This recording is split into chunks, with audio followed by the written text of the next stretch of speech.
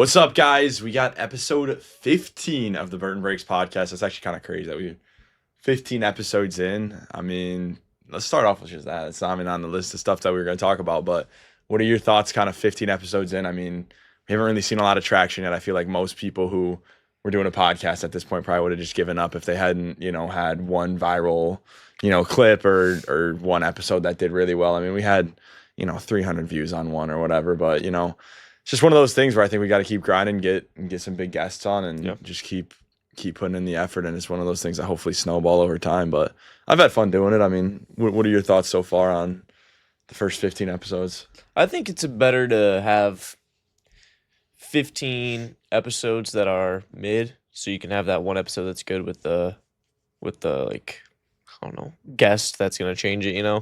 So I think it's better that we haven't had like some crazy guest on and it's just been a shitty episode. Yeah, I mean, definitely. I think that we've improved at it. I don't think we're great at it yet, but we're learning. I think one of the things that we're focusing on is clippable moments, because that's what that's how you market a podcast. I mean, that's how I see podcasts. That's how I find half the podcasts that I listen to is I'm scrolling on TikTok and I see a clip from it and I'm like, either I really like this topic or these guys are funny or something like that. So, it's you have to be kind of intentional about it. You have to set up those questions that are going to lead to clips and stuff like that. It's not as easy as just, talking about what you want to talk about. I mean, you can do that and you can get clips and stuff from that, but from a marketing perspective, getting those wow moments and those controversial topics and stuff like that, I think that's kind of a way to market podcasts. Yeah, it's for sure been fun though. Yeah, I enjoy sitting down and talking about stuff. I mean, sometimes we don't have the most to talk about, but especially when we have guests on, I think those are definitely the most fun episodes. So, if anyone out there is cool and wants to hop on the podcast, we'll definitely make some time for you. I think it's fun to have guests on, whether you're famous or you just like talking about sports cards, or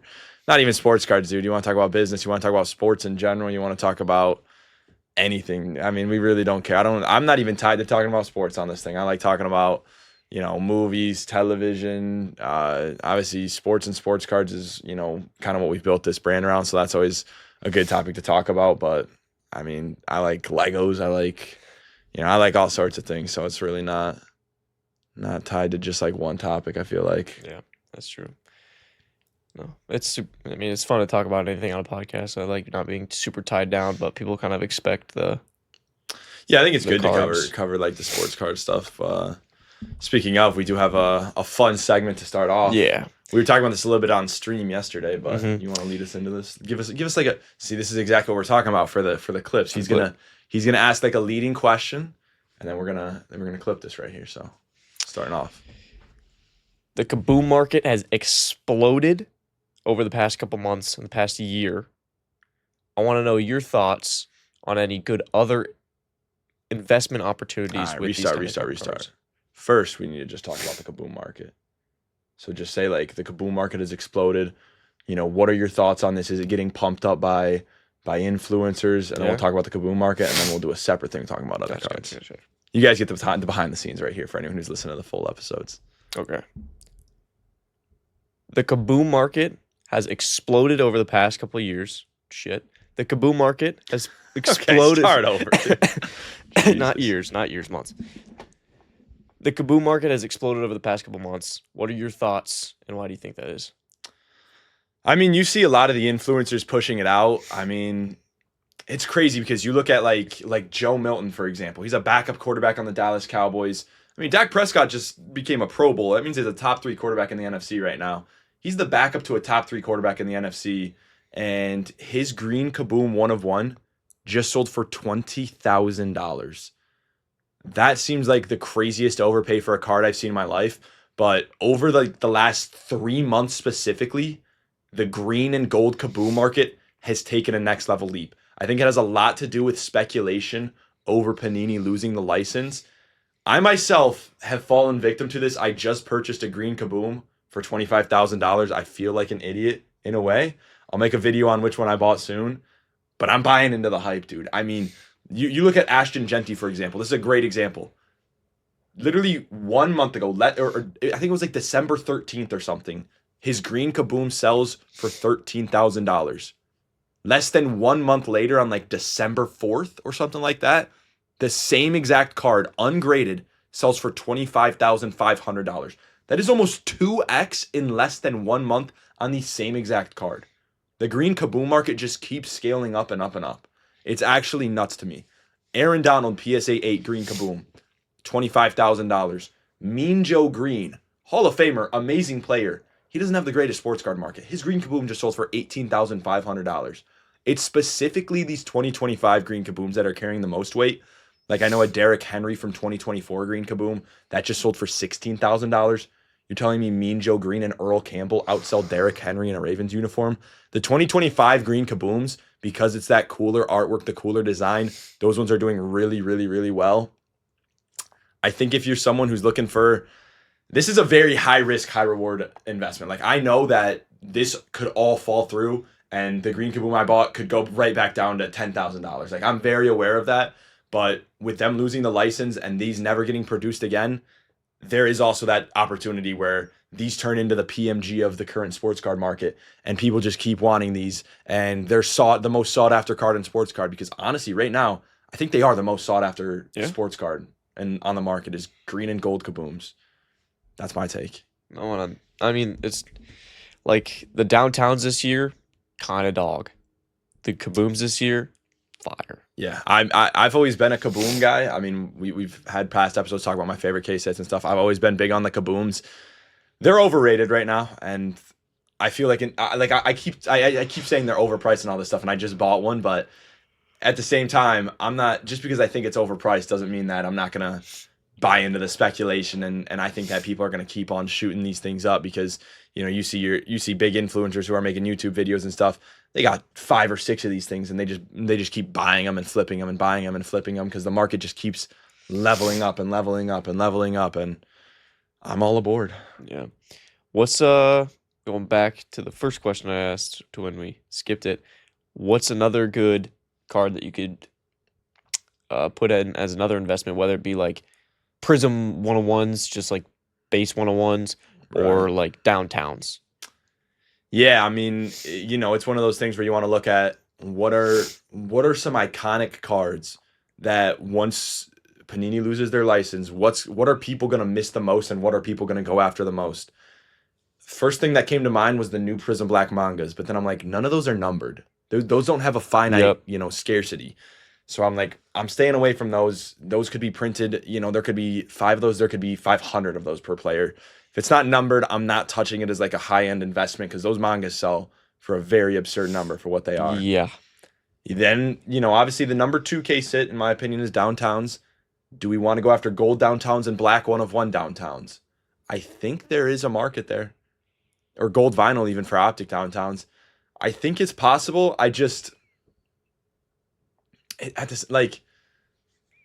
We haven't seen the boom in that market yet. Like maybe we've already seen the highest the green Kabooms are going to go and the gold Kabooms are going to go. We haven't seen that leap for the gold and black downtowns. Like they are, trust me, 1-of-1 and gold downtowns are expensive, but we haven't seen like the quick escalation of the market on those ones. So maybe that is the next one that happens. Yeah, and to be fair, optic hasn't come out yet, and I feel like me personally, I like the optic downtowns more than the paper Donruss. Yeah. So maybe once we see the optic come out, give it a month or two, and maybe it is going to shoot up. One thing we didn't talk about, what about the purple Kabooms from FOTL? Because those are rumored to be numbered to like 3. Those are sick. I think they look really, really cool. I think in the long term, what's going to hold them back is one, it's rumored that they're numbered to 3, but they're not actually serial numbered. Yeah. You have the gold Kabooms, which we know those are numbered to 10. You have the green Kabooms, those are 1-of-1s. And at the end of the day, everybody loves gold. Like you look at gold Topps Chrome Refractors, those are numbered to 50. The market is going crazy on those. They're outselling the oranges to 25. Like some of them are outselling the blacks to 10. Like people love gold. Prism True Gold outsells the greens to 5. Like Optic Gold outsells the greens to 5. Everybody wants gold. Gold is what sells. So I think honestly in long terms, even though the purple Kabooms are rarer, that the gold Kabooms will hold more long-term value just because they do have that serial numbering and they're also it's just gold, man. Who doesn't want gold? Gold is like part of me, if I was Panini and Topps, I would have just made all of the 1-of-1s gold. Yeah. I mean, I gold's mean, the I most g- sought after thing, you know? I do feel like Like, why is green the one of one? yeah. I feel like if Would it I'm make looking at more something, I'm like sense? gold, dude. I want it to be gold. Imagine if it was golds were one of one, the greens were out of 5, and the purples were out of 10. Wouldn't that make so much more sense? and it'd be pretty cool. I mean, Like, bro, you see green, and you're like, I mean, obviously we're all trained now yeah, that green is the big one, but if you erase that from your memory, I think the golds look cooler than the greens. yeah. And No, I think so too. gold just makes the most sense. Like, why is for Prism, why is black finite the one of one? Like in Topps Chrome, black is the out of 10, and gold vinyl or superfractor is the one of one. I don't mind superfractor. It's like superfractors are pretty cool. Yeah. But then you go to like Prism football and you're like, gold vinyl's out of 5, and then the black is the one of one. Like, I wish it was all continuity. I mean, it doesn't really matter. Like, I wish the gold vinyls in Prism were one of one, and the superfractors and Topps were one of one. But it doesn't really matter because at the end of the day, Topps is going to take over, and we're all going to get used to something new anyways. Like, Yep. everything's shifting, nothing matters, but it all matters, you know. No, yeah. That was the one thing when I started getting into the hobby. I mean, have I ever owned a Prism gold vinyl? No. But Not even Tobias Harris. not even Tobias Harris. But I was surprised when it was out of 5 instead of 101 because it has It has that premium. that premium feel to it that it would be 1 of 1, and then it was like, oh, black finite. Okay. I think black finites look cool, but if you're telling it again, if you erase your hobby memory and you're like, you walked up to a random person, you were like, which one of these is cooler? I think they'd all point at the gold vinyl for sure. Or like even like maybe diamond or something, like I don't know, Ooh, like a platinum, like almost. a platinum. Like the flawless have platinum. That's another one of my biggest hobby pet peeves is when there's a platinum foil card in all these different products and it's not a one of one. Platinum foil should be specifically reserved for one of ones. Like we've been ripping Immaculate, and they have some Panini One update cards from like 2021 and 2022 in there, and they're platinum foil and they're numbered to 99. I'm like, this is the stupidest use of platinum foil I've ever seen. Like, you're trying to give a platinum feel to, or you're trying to give a premium feel to a $5 card right now. Yeah. Like a Cedric Tillman out of 99 RPA does not need platinum foil on it. That's reserved for flawless one of ones. And like that should be NT flawless immaculate exclusives. Or if you're gonna put it on other products, make it like a Panini One Shield gets the platinum foil. Like, Yeah. Let's not just use it all willy nilly. Like that's crazy to me. Yeah. That and then the shields to 5. That one gets me every time. Yeah, we pulled a shield out of 5 from Immaculate. Shields should always be one of one. And obviously I don't even think this is a hot take. Shields should always be game used. Like you Yeah. can have the rest of the product, all the small little bullshit patches, whatever. Let those be not from any specific game or event. Imagine if every shield ever pulled from any product was always game used. Like they do a better job. They did a better job for basketball where flawless NBA was game used patches. You can rip a flawless NFL box for $10,000 and they're not even game used patches. They're just off a fucking warehouse jersey. I'm Yeah. like, how is that even possible, bro? Yeah. Well, Blows my mind. I don't know, but in the end, doesn't matter. Topps is taking the license, so Topps is usually pretty good about their player worn and game use stuff. Yeah. Hopefully that continues. and hopefully we can finally. Still haven't seen an NBA gold patch. Speaking of though, we did just see this morning that the Topps Chrome Superfractor Cooper Flag one of one auto was pulled. Yep. Which Rumors were that when it was pulled, people were coming into the chat and offering over $1.2 million for that card. But let's talk about this. The card is pulled from a Breaker's Delight box on Fanatics Live from maybe the biggest breaking company on Fanatics Live. Which, if anybody doesn't know what Fanatics Live is, which I wouldn't honestly be surprised if you didn't, it's not a very big breaking app. No, I mean, and the thing is, Fanatics owns Topps, Fanatics owns Fanatics Live. So the company that owns Topps owns Fanatics Live, and that just so happens to be where the Topps Chrome Superfractor one of one Cooper Flag biggest card in the product was pulled. Do I think there's any foul play in this situation? I really don't. I mean, I doubt they even got those boxes directly from Topps. I bet you they bought them on the secondary market because I was literally just looking on a business to business platform and they have buy orders in for Topps Chrome Breakers Delight. So I don't think that they, you get a certain amount of boxes on release day from Topps if you have an allocation with them. And then from there, everything's on the secondary market. So unless they've had all of these boxes for months that have just been piling up, like they probably got this box on the secondary market, and they're one of the biggest breaking companies, so they're probably breaking one of the most amount of boxes. And it happened to be on Fanatics Live, yada yada yada. It's obviously a crazy coincidence, but I don't think there was any foul play involved. If I really had to bet my life on it, I don't think so. Yeah, I mean, probably not, but it is obviously fun to crazy. Fun to talk about, but. It's also like they're probably the only breaker that's breaking that product on Fanatics Live. I don't know. Maybe not. I mean, I've joined Fanatics Live. Can we talk about the prices on these boxes? I saw that card get pulled, and just for fun, I went to go check it out. Like, what are these going for? And I look up on the B2B where I saw they have a buy order in. Those boxes are going for $2,500. That's what breakers are buying them for. That means they're selling them for at least over $3,000 a piece. Yeah. Are we talking about Flawless? Are we talking about National Treasures? Are we talking about Topps Dynasty? Are we talking about Topps Chrome Breakers Delight? Like, that's absurd, especially considering the best card in the product just got hit. Yeah, it did. Like, the biggest chase just got hit. I was like, oh, maybe these boxes went down. No, they're just still where they were. Maybe people haven't had time to react and take their listings down a little bit or whatever, but it makes no sense to me. I mean, obviously people are excited about the new Topps Chrome. We haven't touched it. I have not opened a pack of Topps Chrome on my channel because the value is just not there. No. It's just not. You have to open a Breakers Delight box, and you could pull a Cooper Flag auto and still lose money. Unless you pull one of the top 1% hits in the product, you are getting wiped on that box. It's absurd. Yeah, I mean, 3,000 for. I mean, obviously the Cooper Flag 101 auto is completely different. Like, yeah, I mean that's the one in a million. But yeah, but like, I just don't see something like that. People being. So now the Con Knipple Superfractor auto's been hit. The Cooper Flag Superfractor auto's been hit. What are the big chases left? I think the Cooper Flag Superfractor already got hit. But I mean, like, there's like Wemby's, probably LeBron's. Yeah, I guess. But there probably is a Wemby 1/1 auto and a LeBron 1/1 auto. But like rookie class, does Ace sign? Ace Bailey doesn't carry that kind of market value. I mean, he does, but yeah, I'm pretty sure everyone. I feel like VJ carries a good market. He does. I think that's the one thing that Topps is doing really well is that they have.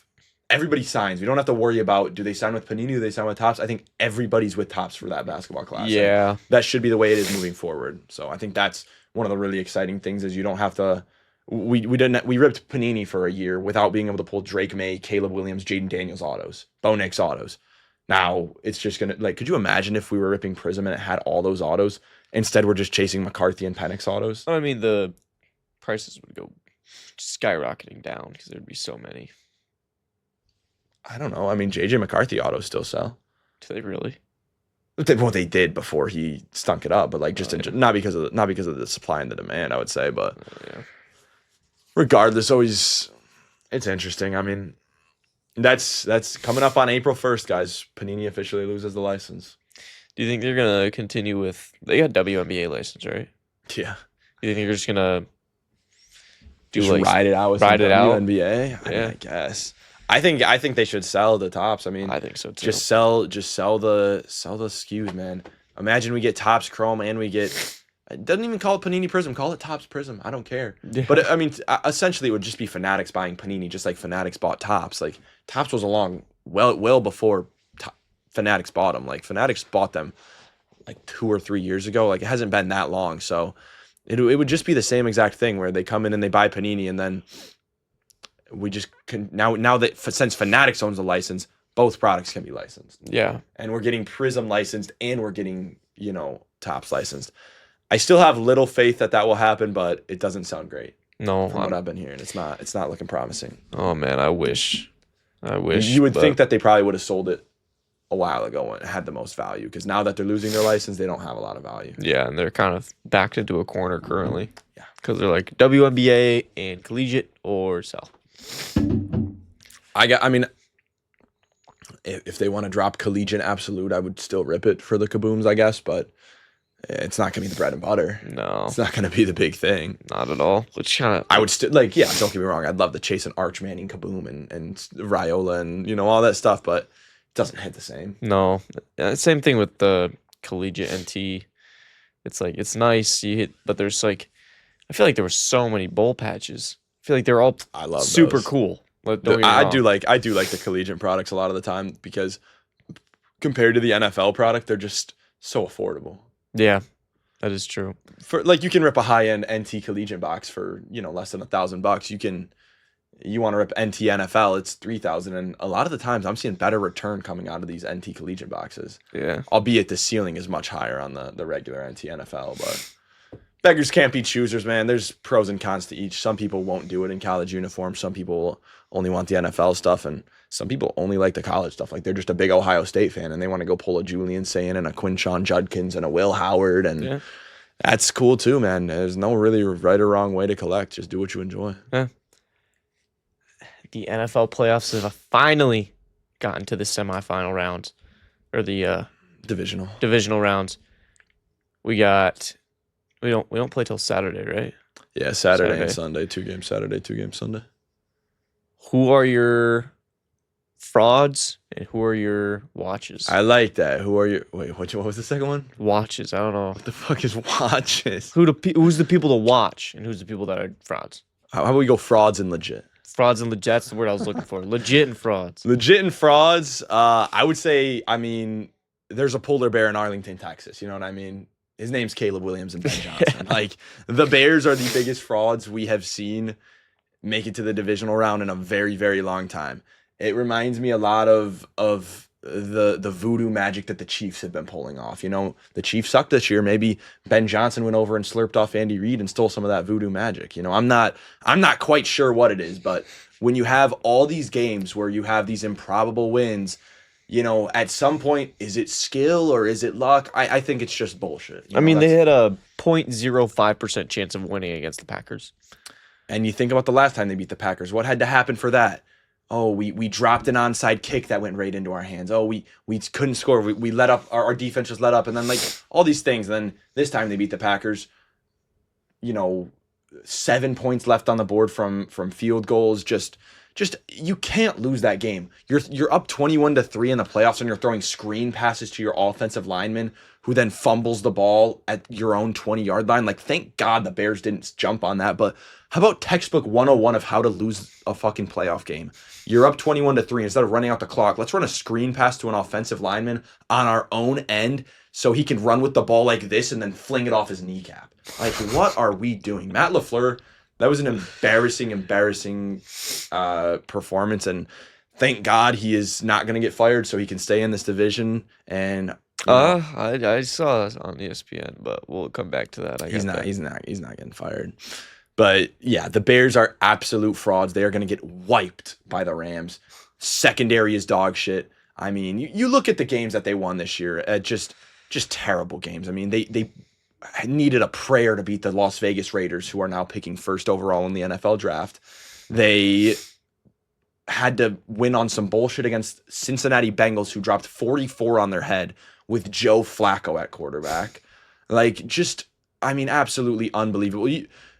They won on bullshit against the Minnesota Vikings with a 60-yard kickoff after they scored 8 points all game or whatever it was. They had 2 wins against the Packers this season where the Packers just pissed down their leg. So many wins that shouldn't have happened. Matthew Stafford's throwing for 350. I don't care if it's in the freezing cold at Soldier Field. Bears secondary is terrible. Puka Nacua might go for 250 yards by himself. I would bet my bank account that the Bears are losing to the Los Angeles Rams. That's my TED Talk on that. Next fraud, Denver Broncos. Much like the Chicago Bears, the record looks great. A lot of bullshit games. Is it Bills Broncos? Bills Broncos at Mile High. Look, this is the worst supporting cast that Josh Allen has ever had, but it is the easiest road to the Super Bowl that he's ever had. In a game like this, I know the Broncos have a great defense. Bo Nix is a screen pass merchant. That offense is not exciting. They're a well-coached team. They win close games, but it's just like the Chiefs from last year. Their record says they're much better than they were because they won all of those one-score games, and some of them were lucky. Some of them it's just good clock management, yada, yada, yada. Josh Allen's not going to let that shit fly, dude. He's going in there. gonna put the team on his back, go Superman mode, and I think the Bills win that one by at least a touchdown. I don't think it's gonna even be that close. I don't think it's gonna come down to the wire or anything. Yeah, no, Broncos had a couple close calls in games that shouldn't have been close calls, and then they ended up with the 1 seed and got a little flyby. Speaking of legit teams, I think that you got the Texans and the Patriots. Now, I think the Texans are legit. Their offense is absolutely fraudulent. Their offense is terrible. I mean, you looked at what they did against the Steelers. That might have been one of the worst offensive performances from a team, and they won 30-6. But to be fair, because it was all of the defense. The defense scored more 2 than touchdowns. The offense. Yeah. Defense scored more than the offense. I mean, I guess they didn't score more technically, but like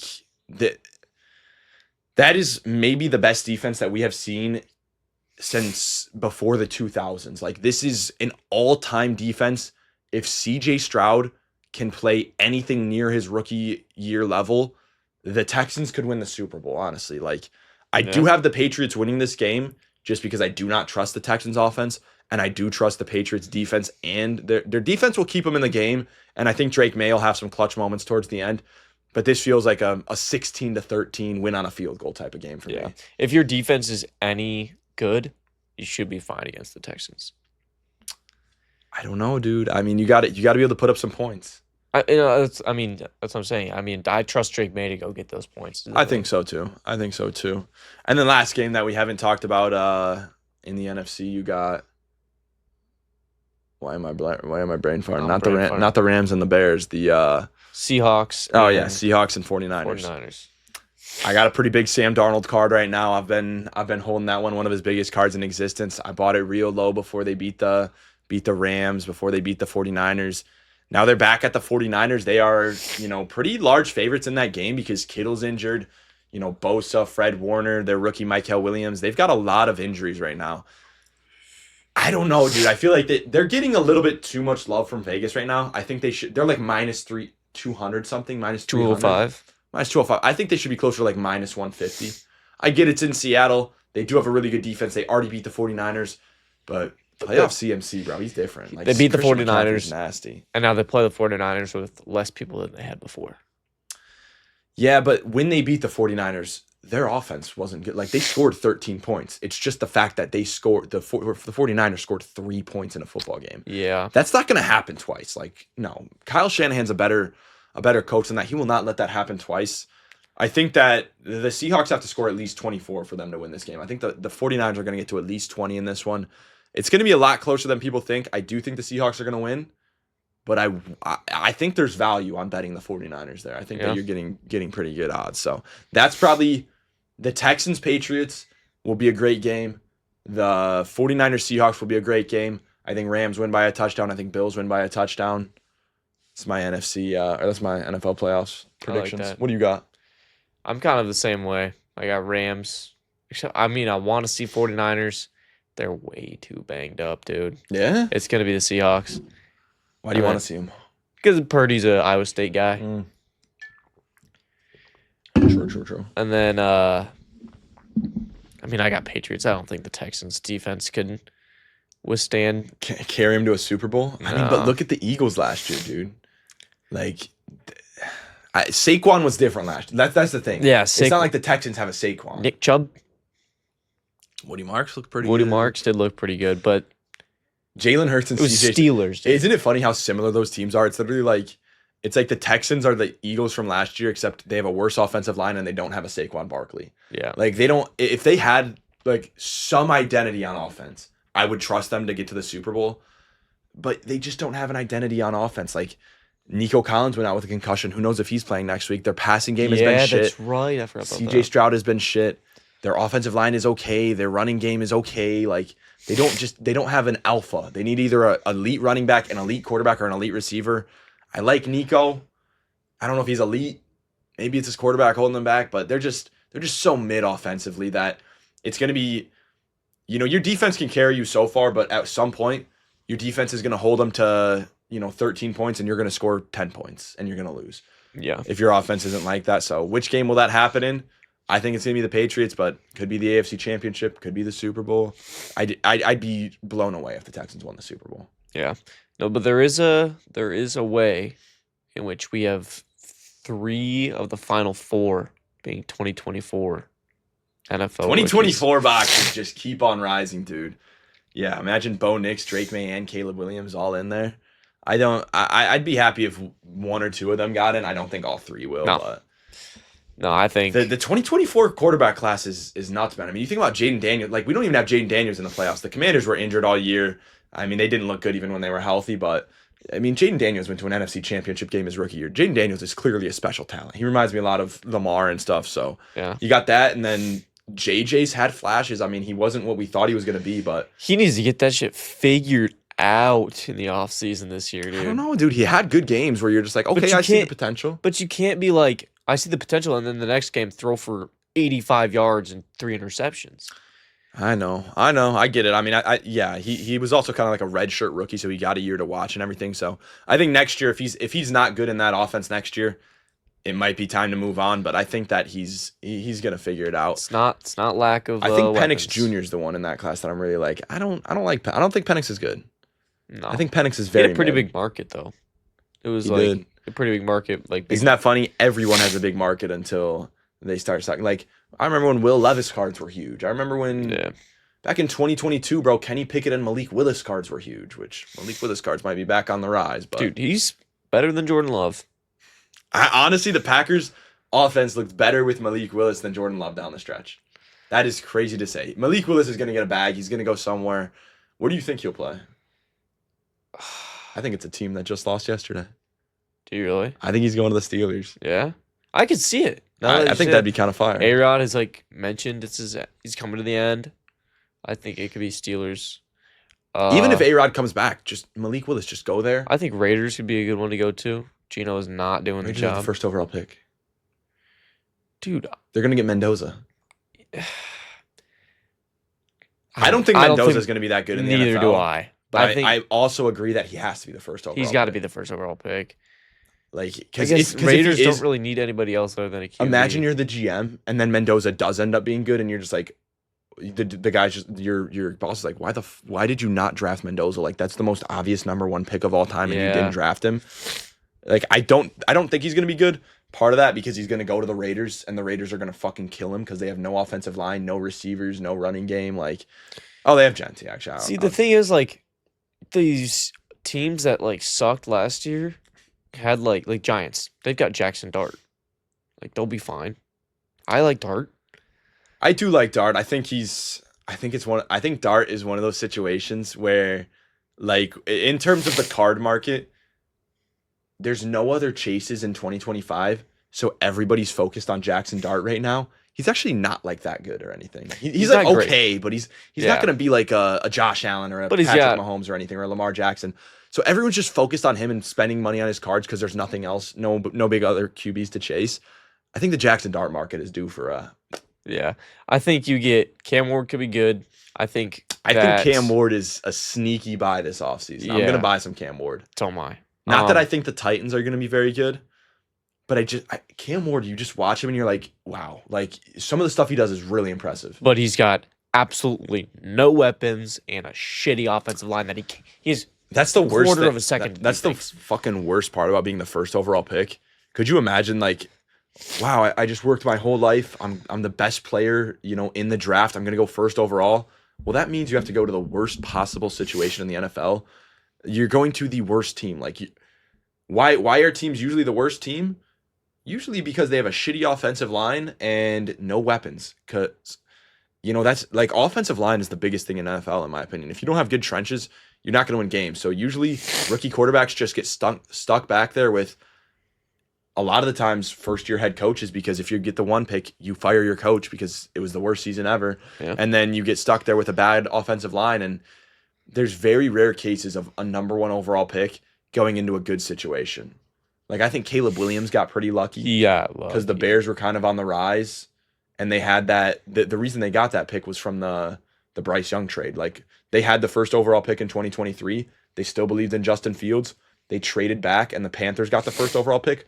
So then they got the Panthers pick next year, and that's why they got the number 1 overall pick.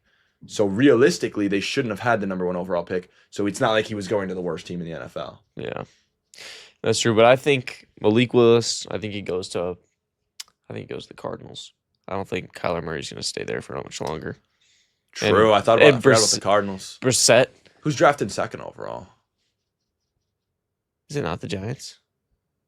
No, Giants won 2 games at the end of the year. They were That's going to be the first right. overall pick, and then they slid back to like 7th or something. Or 5th. Yeah. Here we can take a quick Crazy. gander. The second I think the second team also needs a quarterback. It might be the Cardinals. Didn't the Cardinals start off like 2-1 this year? I remember Cody coming into the chat talking about Cardinals are going to the playoffs. Kyler Murray's back. Jets. The Jets, which they need a quarterback. And then it's the Cardinals. The Jets need a quarterback bad, so who's going to be the second quarterback off the board? Do we believe in Dante Moore after that performance against Indiana? Yeah, Dolphins maybe for Malik. Because they're pick 11.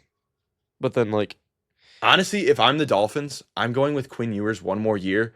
If he's good, great. If he's not, even better. We're going to tank and get a nice pick. Yep. Like, we're not doing anything next year. You could put Tom Brady on that team. They're not doing anything. No. Like, just go with Quinn Ewers. Draft an offensive lineman. Draft an edge rusher. I just did that, but draft a piece that's actually going to help you win in the future. And then if Quinn Ewers doesn't work out, great. You take your quarterback next year with a loaded QB class that might have Arch Manning in it, might have Raiola, in it, might have like all those big names in it. And then, if it does work out, great. You got a good quarterback. You can ride Quinn Ewers out. You don't need a new quarterback, but yeah, I think it's more likely that Quinn Ewers wouldn't be good and you would get a good draft pick and draft from a good QB class. Yeah, I mean, they've got the 11th pick, so like what good QB are you really going to get? It's not already taken by someone else. I forget who the third QB prospect is. It's not Mendoza. It's not Dante Moore. It's someone else. It's not Nussmeier. He's going in like the 3rd round, but regardless, I don't know, man. I would love to be an NFL GM. That would be like the best job in the world because everyone loves playing that shit when you're on Madden, when you're building those teams and stuff like that. But could you imagine actually getting to do it? Yeah. I think the one thing that would suck is like you probably get a lot of pressure from outside noise. Like, say you want to draft this guy, but then the owner of the team is like, well, we don't need that, and it's like, well, he's the guy who can fire me and not fire me. Am I gonna do what he says, or am I gonna do what I think is right for the team? Like, yeah. You probably got, there's probably a lot that goes into it. There's a lot behind the scenes versus just, and then it's a business. You got to think about money too. Like, yeah, it's great to, go trade for this guy and get this guy. Like everyone's always talking about the Lions the last few years. Why didn't we trade for Myles Garrett? Why didn't we trade for Max Crosby? Well, don't want to pay we had Brian Branch, Jahmyr Gibbs, Jack Campbell, Terry Arnold that are all coming up that need extensions that we got to pay a fuck ton of money to. Yeah. There's a salary cap. You can only pay so much money to so many people. Yeah, and we don't need another Max Crosby or another Myles Garrett. No, dude. The Lions, I think, were the only team in the NFL that had 2 players with 10+ sacks. Or maybe not the only team, but to have like Muhammad had 11.5 sacks, Hutch had 14.5. We can go like, yes, the sacks don't tell the full story. We could have had better pressure rates and better. We could have had a better rushing attack, but we still had a top 10 rushing attack in the NFL. Not every position needs to be top 1. Yeah. People focus on the fancy stuff. What we really probably needed was a little bit more secondary depth and probably could use more offensive line help and maybe another linebacker. Anzalone did not look that good last year. No, I mean, he's been in talks to not extend. I don't think he's. I don't think we should. Last year he was my favorite player on the Lions, and he was everywhere. Yeah, and now Jack Campbell's the best linebacker in the league, and Anzalone looks like a shell of himself. That's why you got to trust Brad Holmes. Last year I'm like, dude, why aren't we paying Anzalone? Like, he might not come back next year if we don't pay him. And now I'm like, okay, he's smart. This guy's old. He's clearly on the downhill. And let's get off his contract and let's get in someone young. Yeah, if they start enforcing the hip drop tackle, dude, he's gonna be in a world of hurt. Yeah, that is true. He loves that hip drop. Yeah, but yeah, I mean, who are we drafting? We've got a deep draft pick, so I guess it doesn't. It's not that deep. This is the best we've drafted in a couple of years now that we're out of the playoffs. So I think we got like 17th. Yeah. If we can draft a nice interior lineman, a center maybe. I mean, Ratledge might move to center. We need something on the offensive line. We need some center. We need something on the offensive line. If we still, it sucks that Ragnow's not coming back. I mean, he was drafted in 2018. Like, that's not that long ago. That's Josh Allen's rookie year. That's Lamar Jackson's rookie year. To retire in 2024 after getting drafted in 2018, I guess when you know, but man, we could use him. Yeah. It sucks, but That's part of the game, dude. What are you gonna do? Oh, that's a interesting one. Rodgers' final game. You think it was? I think he said it was Did he on say it the was? press conference after the game. Yeah, he had a reporter asked him like, "Is this the final game?" He's like, "Yeah, yeah. I think this is it." I didn't even see that. I mean, I think it probably is. I think he's probably realizing like I could keep bouncing around to these teams and fighting for playoff spots, but I'm not in a position to carry a team to a Super Bowl anymore. Yeah, And I mean, it's the reason he said that it was the reason that he only signed a 1 year deal with the Steelers. well, yeah. I mean, yeah, I'm sure it is what it is. It's kind of sad, dude. You look at the greats of when I grew up is like Drew Brees, Phillip Rivers, Aaron Rodgers. Stafford's still playing. That's cool. Tom Brady. You just think about Matt Ryan, all these guys. We used to watch some really good quarterbacks, and we have some good quarterbacks today, like Mahomes, Josh Allen, Lamar Jackson. But it doesn't feel the same as it did. Like, I mean, you look at some of the stats that those guys were putting up, 5,000 passing yards a season. Like, we don't see that anymore. It's a lot of rushing QBs now too. It is the dual threat, aspect of it. You don't have pure pocket passers like. Not Stafford though, dude. I mean, Jared Goff's a pure pocket passer. He's, that's and people hate him for that. Even though Stafford's putting up top 5 quarterback stats, people are like, well, he's not mobile, so we should move on from him. I'm like, dude, Tom Brady wasn't mobile. Let's pause the fucking brakes here. Like, I truly do. Just imagine if the Lions had a top 10 defense, like Yeah. all these dynasties had, like the Patriots dynasty had. Like, if they had a top 10 defense, the Lions would be a dynasty. Like, Jared Goff and the offense have put up so many points the last 3 years. If they just had a good defense that was reliable and consistent, like the thing about the Lions defense is one game they're holding them to 12 and then the next game it's 44. Yeah. It's like whenever the offense does bad, the defense does really good. Whenever the offense does good, the defense does really bad. We can't get them to click at the same time, so we like just have a good lead. It's just like we'll just play up or down to our offense or defense. Unless it's against the Bears, obviously, then we can put up 52. The Bears, we do own the Bears. At the end of the day, if nothing else, Dan Campbell still owns Ben Johnson, so we got that going for us. Yeah. So we talked about where Malik Willis could be heading. Where do you think Harbaugh is heading? John Harbaugh, I think he's still waiting. I think that some of these teams haven't fired their coaches. Like, he's probably waiting to see if the Packers are going to fire LaFleur. Like, if they fire LaFleur, that might be his best landing spot. But then, out of the current open positions, what would I take if I was John Harbaugh? I mean, the Ravens is obviously the best job for any other coaches. What's the second best job, man? Dude, I don't know. I think the Ravens will go with Kevin Stefanski. I think the Ravens will pick up him. I'm thinking I really don't know where Harbaugh's going to go. It's interesting. I don't know.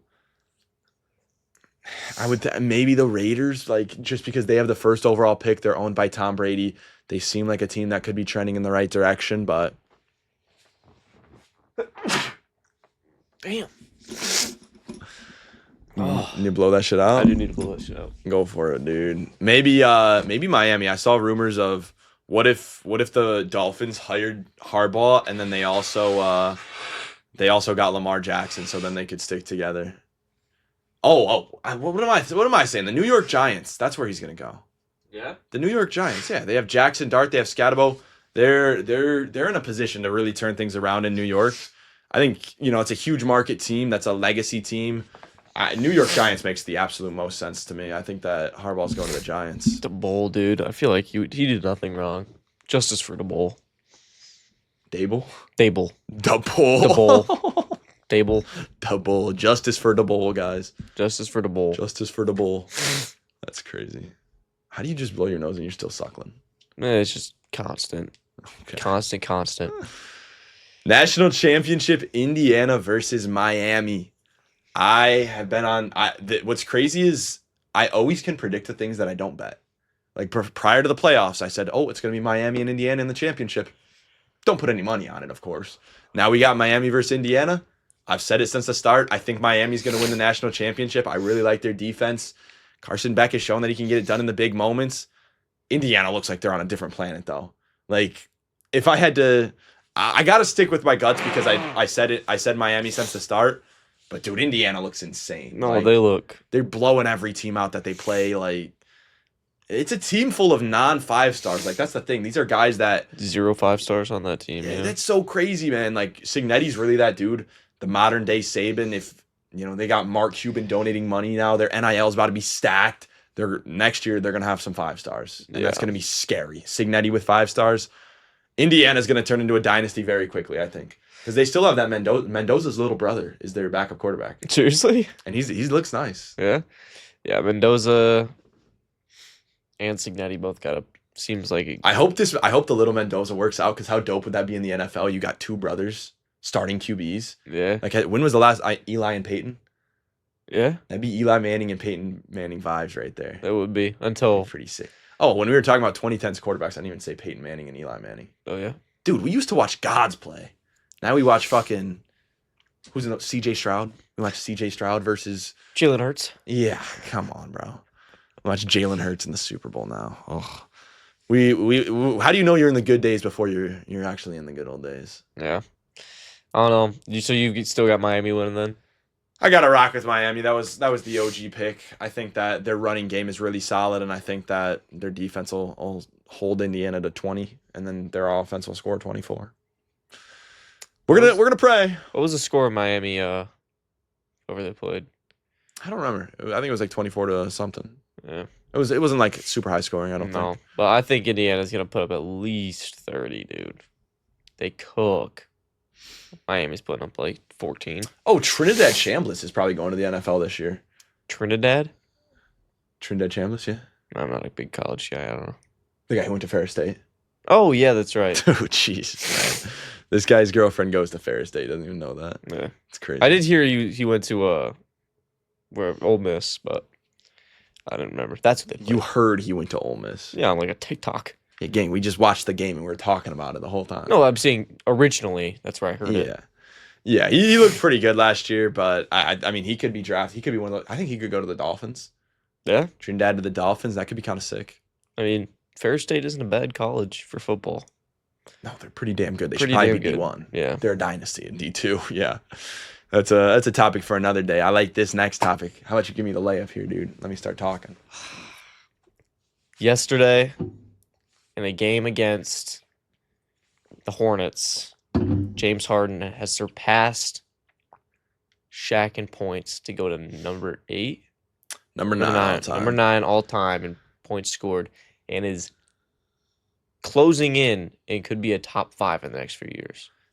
Insanity. I mean, like, let's just think about this. You know, people often compare Dwayne Wade and James Harden. You know, Dwayne Wade he's got the rings. Okay, if James Harden played with LeBron and Chris Bosh, he'd probably have a ring too. They talk about the D Wade and Shaq ring.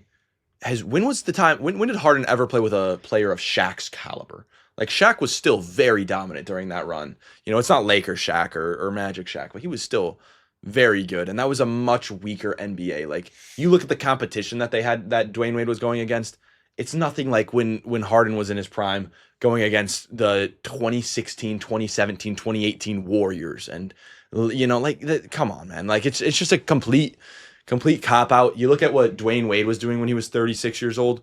Pretty sure he was on the Chicago Bulls averaging, 8 points a game. You look at James Harden at 36 years old. He's got the Clippers right now.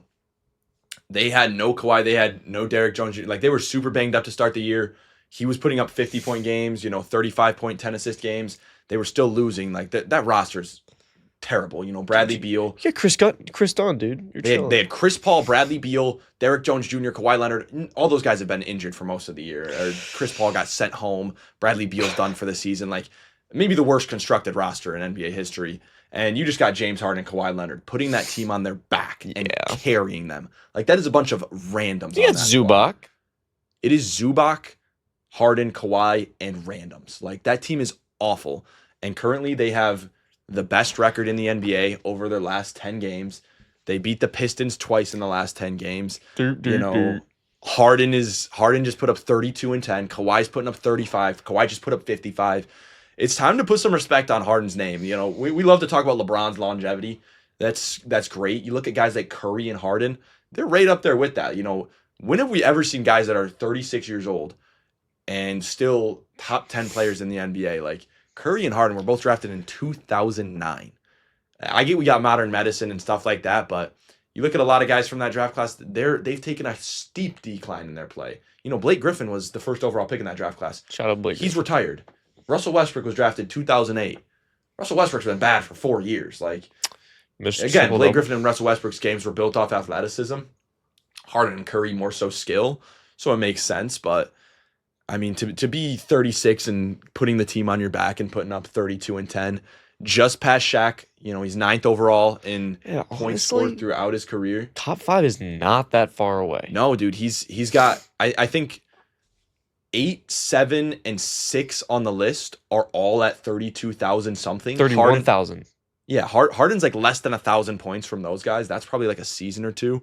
And then the next one is number 5, which is Michael Jordan at like 33,000. If he can pass Michael Jordan for points scored all time, and like, I mean, dude, he's one of the GOATs, man. He's one of the GOATs. I mean, he started his career in OKC where he was the 6th man. It's not like he just got to go in right away and was, you know, got the reins to a team and was dropping 20, 25 right away. You know, he had to play for the Thunder, take that role as a 6th man behind Westbrook, KD, and all that stuff, and then finally gets traded to the Rockets. And as soon as he goes to the Rockets, he's all NBA, MVP, going to game 7s against the prime Warriors that won 73 games. Like, I'm a Glazer, but James Harden's career truly one of one. I mean, the most underrated player in NBA history. Talk about his defense. Talk about whatever. If you had to carry the load that he does on offense, you wouldn't like you have great scorers, but the thing that James Harden does is he is also one of the best facilitators in the NBA. Like, the points created by James Harden is where I think he's really spectacular. Like, we're talking about him passing Michael Jordan on the points list. That's impressive, but then it's more impressive when you think that he's already passed Michael Jordan on the assist lists by a lot. Like, he can drive and he'll drive, and instead of taking a floater, he'll just lob it to Zubac and get an assist. Like, it's cool when he drops 32 and 13 assists, but he could have just dropped 50 points and had 3 assists if he wanted. Like, what he's doing is unbelievable. One of the best offensive engines of all time. If you had to have one dude who just could carry the offensive load, I don't know who's better to surround an offense around than James Harden in his prime. Let's come up for air here. Dude, I'll gobble on that thing all day long. I could give you any James Harden stat you needed. James, if you're watching this. James, if you're watching, I'll send it to him, dude. I'll just text him. Yeah, can you just text James real quick? Yeah. All right. I think this should be fun. We got a fun game here? We got a fun game. It is. Dude, I started like sweating during that. Oh, James. Please. It is going to be. Acknowledge me. What's the word for like attempting to figure it all out? Okay. We've got 2 players. It is 10. Here, I'll only just restarts for the clip. Let me blow my ears out. Gotta pop my ears still. Get it? I'm good, yeah. You know, wait. Before that, you sorry. know when you pop your ears and then one of them pops too much and then you're like dizzy. Yeah. Oh, dude, I had that the other day when I walked in the bathroom in the middle of the stream, and then I popped my ears, and then like I started like getting dizzy, and I just like laid down on the floor. Yeah. Not in the bathroom, but continue. Okay. You all know 20 questions. The game we're playing today is 10 questions. 2 players, one from NFL, one from the NBA. You've got 10 questions to guess that player. Are they yes or no questions? Can be, but there's also like, I've got the amount of receptions this player had, or the amount of receiving yards, or the amount of rushing yards, or the amount of 3 points. Could I just say, like, what team has this guy played for? Yes. What? It's supposed to be yes or no questions, isn't it? It's a work in progress game. All right, dude. Here, it's our own thing, dude. Who's the player? All right, pal. No. Okay, yes. So I thought it was yes or no questions. No, I thought sure, it can be. Yeah, sure. All right. Are we doing the NFL or the NBA first? We'll do NFL. Okay. Active player. No. How would I get 20 questions if we're doing yes or no? Okay, sure. No. Played pre-2000s. No. I mean, So you didn't have all the information. I mean, yes, So both. Okay. both. AFC.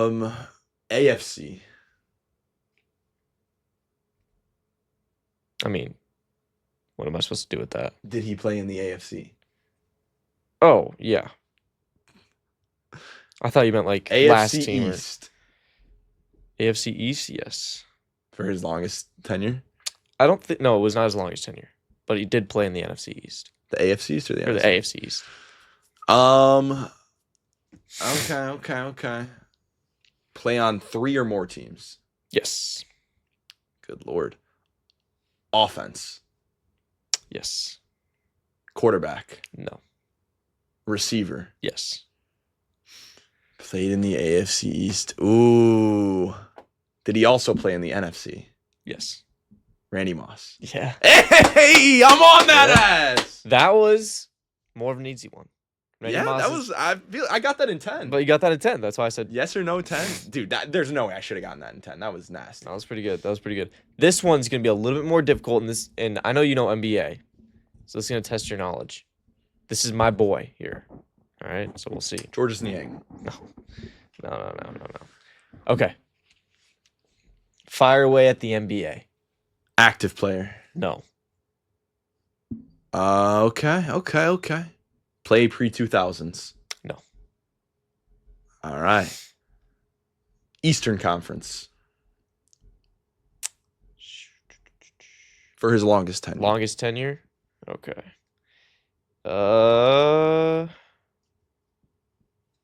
Gang. Let's see. Well, I'm trying to find.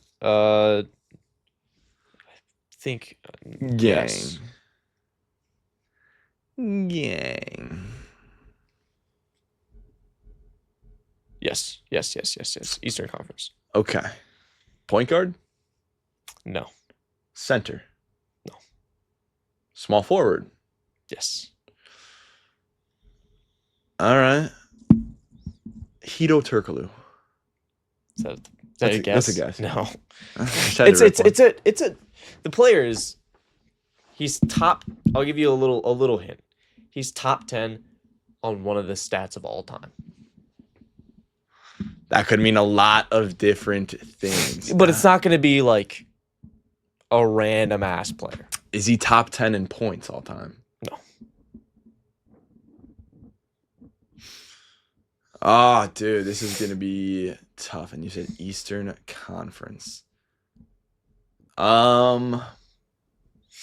Is he white? Yes. Ooh, that's a big hint right there. Yep. Fuck. Not Andre Karolinko. Wait. Kyle Korver. Yeah. You gave it away by saying it's your boy. I know, it's my boy. Kyle Korver. We went to the same high school. I got both those in 10 though. Yeah. I like that. That's too easy. That was a fun fact if you didn't know. Me and Kyle Korver went to the same high school, and his dad was my pastor when I was a kid. Damn, dude. So you trained him? I did. I actually. You taught him how to shoot? Yeah. I did. Top 10 all-time three-pointers, huh? No, I went to his brother's funeral, though.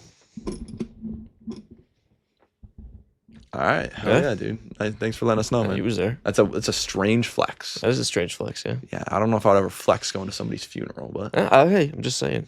all right. If he's wondering, if he's out there listening. Yeah, he's actually an active listener of the Burton Breaks podcast, if you didn't know. He did call me the other day to tell me that, like, he's a fan and everything. I was like, dude, chill. So No more glaze. no. He is still, like, active in the NBA, but he's doing, like, locker room stuff. I want to see if you can do one of these guess the players. I'll make it super easy. I'll make it super easy. Preface this, I'm not good at this kind of stuff, but okay. No, I'll make it. Let me think of a player. We'll do you want NFL? Probably. All right, got it. Go. Make it easy. Okay. NFC. No. Okay. Offense. Yes. North. AFC North. Why wouldn't you ask a conference first? What do you mean? Say like, is he in the AFC? You don't even know. I if he's in- did. I said NFC? Oh, true. It's not the AFC North. No. West. Yes. Broncos. Yes. See, this is crazy.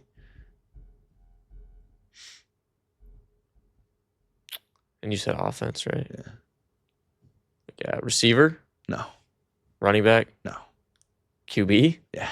Said Bo Nix. Yeah. I told you I was gonna make it easy. I didn't know it'd be that easy. All right, let me give you one that's a little bit harder. Let's do Okay. football again. Got it. Okay. AFC, Yes. South, No. West, No. East, Yes.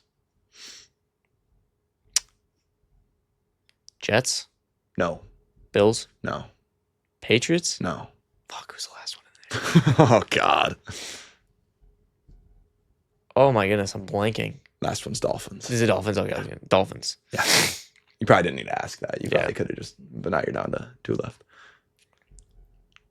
Offense, Yep. little harder. You got one more guess, and then you gotta guess the player. Really?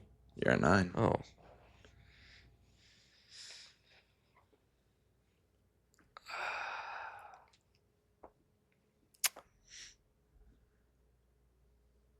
What the fuck is it? Oh my God. It's not that hard. No, the receivers? No. Okay. Gotta guess. I'm trying to think who their fucking running back was this season. I can't fucking think his name. Oh, A-Chain. Yeah, that was it. Okay. You got it. Fuck, I could not remember that guy's name. What if I said Quinn Ewers, dude? You would have known. No, I mean, maybe. I'm but- impressed you got both of those. I made those pretty easy. Those- Yeah. I could have pulled out like a Chase Claypool or something. Yeah, I would not have gotten that one. All right, I think that was a pretty fun episode. Let us know what you guys think about the games. If you guys got any improvements that you think we can make, or if you have any realistic guests that you think we could get on the pod, let us know, because we're definitely reaching out to people, seeing if anybody wants to hop on. But yeah, let us know if you have anyone in specific you want to see. That'll do it for this episode on the Burton Breaks podcast, man. Every Thursday, 10 a.m. Eastern on YouTube. Follow us on Burton Breaks podcast on TikTok if you want to see the clips. See you guys on the next one, man. Peace. Peace.